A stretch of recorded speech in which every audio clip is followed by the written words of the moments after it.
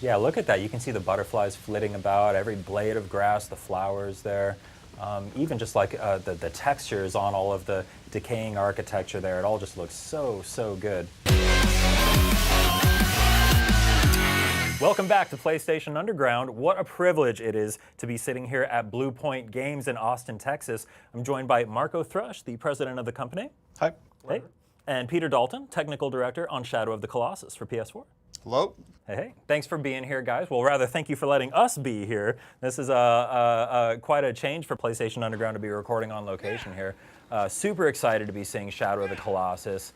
You can see already that this game just looks absolutely stunning. Such an upgrade from the PS2 version and the more recent PS3 version.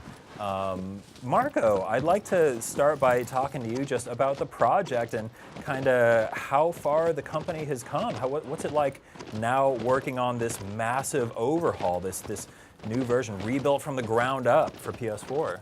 It's a great opportunity. We're finally, over the different projects we've done over the years, finally grown to the point where we can finally take a project of this kind of scope on and actually do it justice. So it's really great. Cool. And I should mention that we have our pal Russell here sitting on the floor next to us. He can't be seen on the camera, but sorry, Randall. Yeah, Randall is here. He's playing the game for us. He's piloting. Whatever you call me is fine, just don't call me Shirley. Don't call you Shirley. Look, I've had one day to get everybody's name straight. I'm working on it. Randall is here, and he's driving. He is the producer on the project, and I got that right? Yeah, oh yeah. Okay, great. Nailed it. So yeah, and we had some great chats earlier.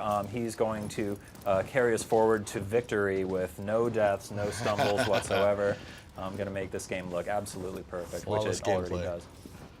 does. Peter, I'd like to talk a little bit about the technical side, and I think that you're a good person to talk about that. This game is quite an upgrade from the original PS2 version of Shadow of the Colossus. How did we get from there to here?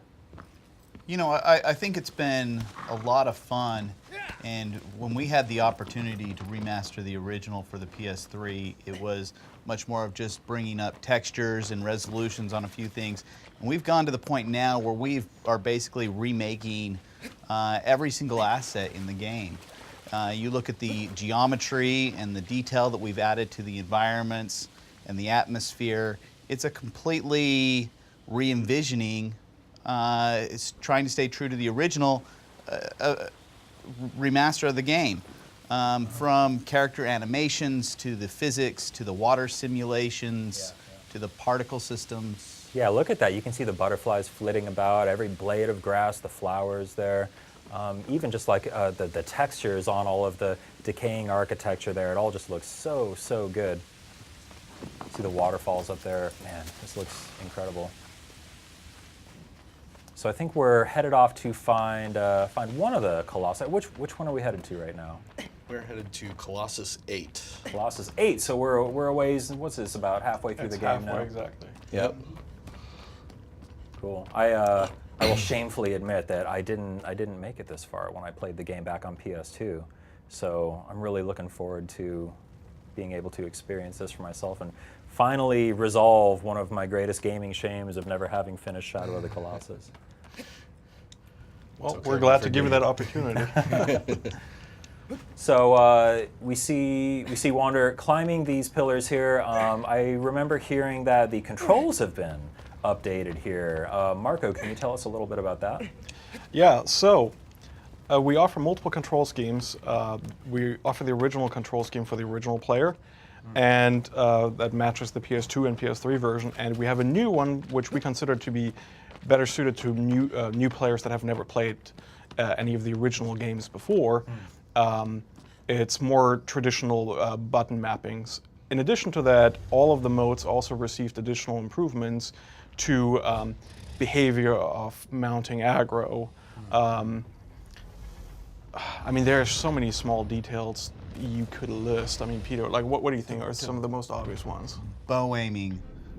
When you shine the sword on your light, making sure camera orientation and such are taken into consideration. Just minor touches and tweaks that the original didn't possess, but just makes the game feel a little more fluid as a player. There's a lot of animation improvements done to the player package too, to get rid of pops and harsh transitions between animation and motions. Yeah. How tempting was it to go in and further simplify the controls or add more modern niceties like being able to move around while aiming the bow and things like that? So, any of the changes you pretty much just listed would be changes that would dramatically affect the way the game played. Our intent was never to change the way the game played. We didn't want to affect the difficulty of the game.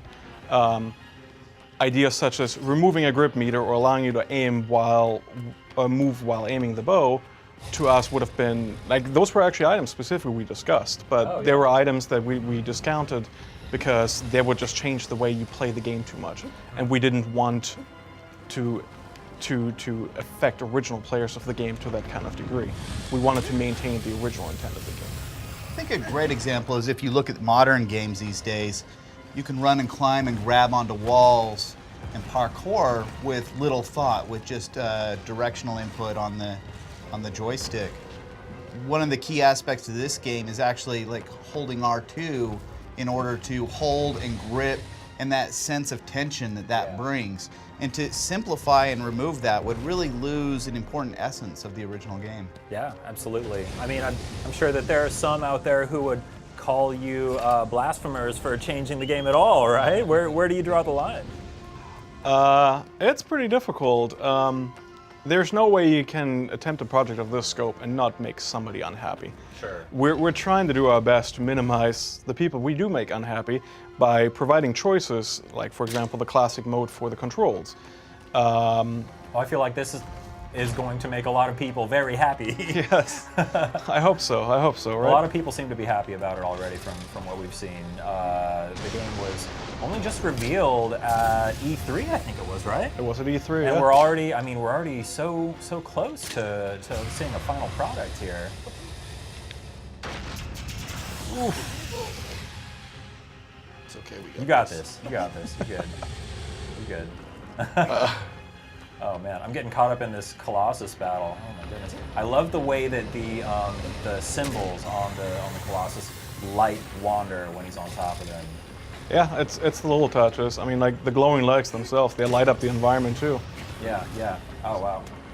So that's the kind of stuff that you don't really like until you actually bring the game up on a PS4 and improve the quality of the graphics. A lot of those kind of details are things that just naturally are obvious that they're lacking. Sure. You play the game and it's like, man, it looks really weird that there's this bright glowing thing, but there's no light coming from it. Yeah. So there's a lot of small touches that were things we didn't actually originally even think about that you had to actually get to the point of the game looking to this level to be able to even realize the things that were missing. Yeah, well, I think that was even the reveal trailer at E3. That was maybe the most goosebump inducing moment, was that final shot of the panning camera around with him lit by the symbol, and then that final stab, and then the cut to black. Ooh, man, I'm getting goosebumps just thinking about it. It's so good, I'm getting tingly. Tell me a little bit more about some of the other technical improvements. Let's talk about the PS4 Pro features. We're actually playing this on PS4 Pro right now. We're seeing this game running at a 4K resolution. This is a cinematic mode, I believe it's called. This is our cinematic mode that we offer. We did a lot of evaluations looking at different 4K rendering techniques. And we found that given the atmosphere of this game and the softness that the game is trying to bring in the mood, we implemented a 440p temporal alias. What? 1440, I'm sorry. All over the place.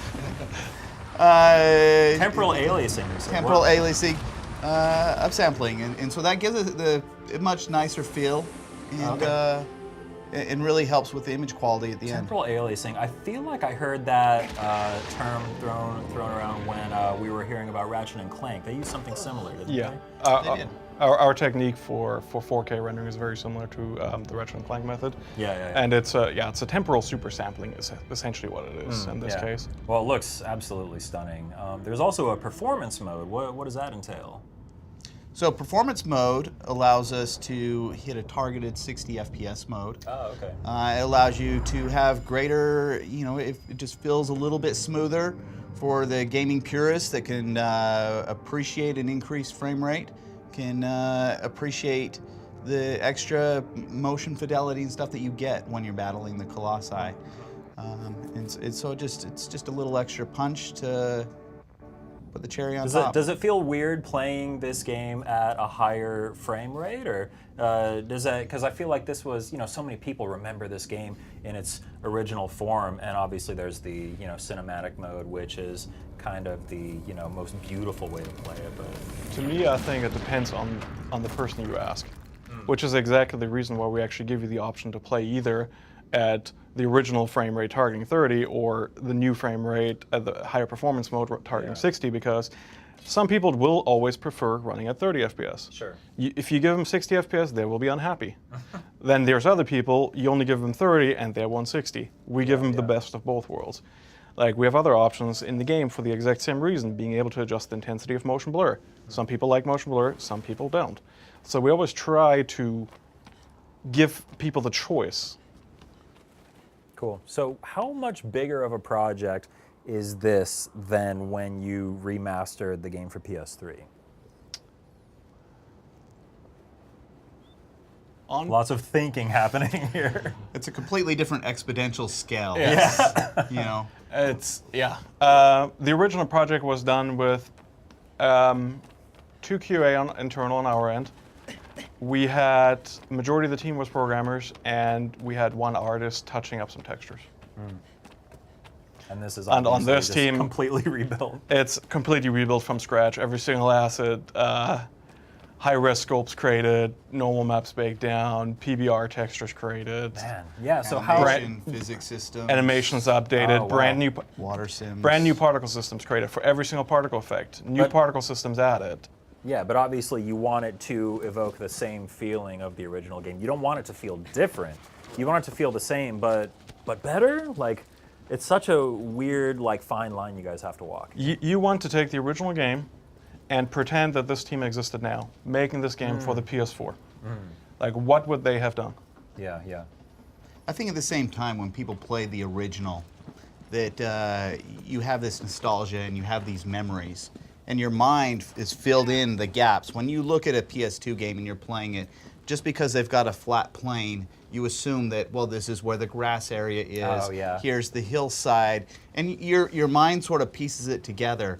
With the level of fidelity of graphics that we're hitting today, you can't just assume the player will make it up or piece in the gaps by themselves.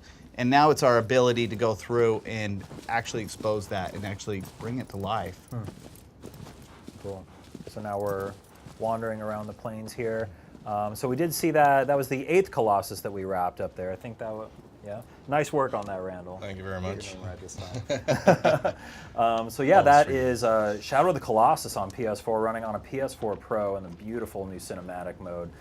Marco, Randall, Peter, thank you guys so much for joining us. Is there anything else that you wanted to say to the fans leading up to the launch of Shadow of the Colossus?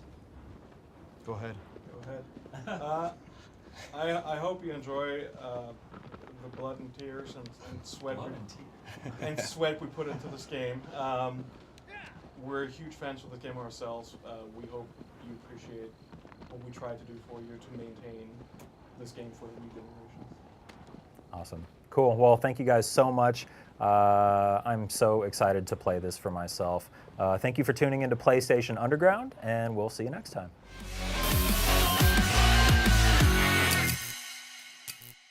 PlayStation